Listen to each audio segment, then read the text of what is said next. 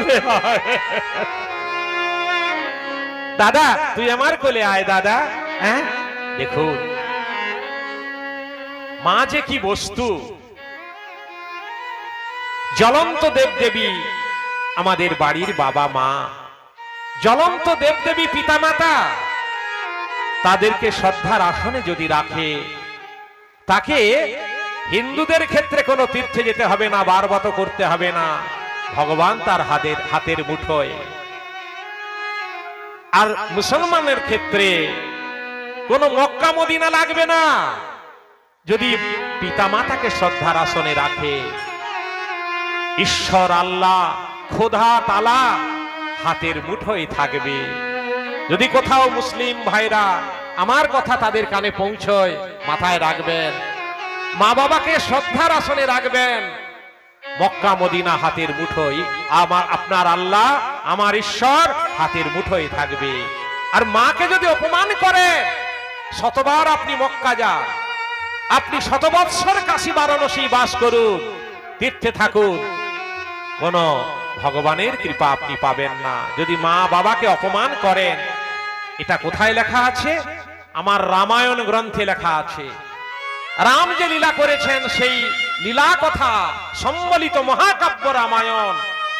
এই রামায়ণকে যে ছোট জ্ঞান করে, রাম কথাকে যে অপমান করে, রাম নামকে যে অপমান করে, রামকে যে অপমান করে, সে কত বড় ভাগ্যহীন আপনারাই বিচার করুন।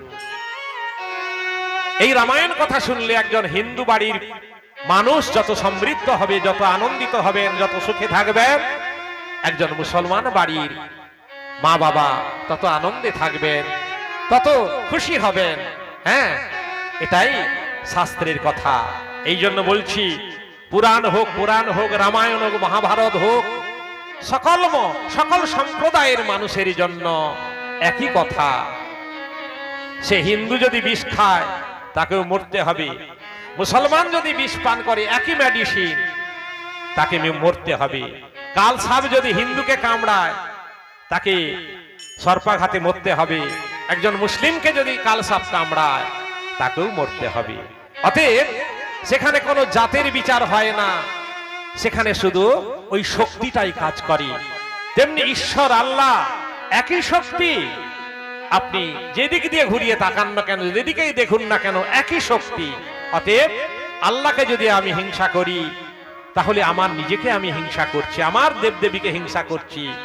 যদি রামকে হিংসা করি, রামের নিন্দা করি, আমার আল্লাহরই নিন্দা করছি, এটা ধরে নিতে হবে। তাই সাবধান, সাবধান, সতর্ক করছেন মহাজনগণ। চলুন, তাহলে কি হলো না, রামচন্দ্র বলছেন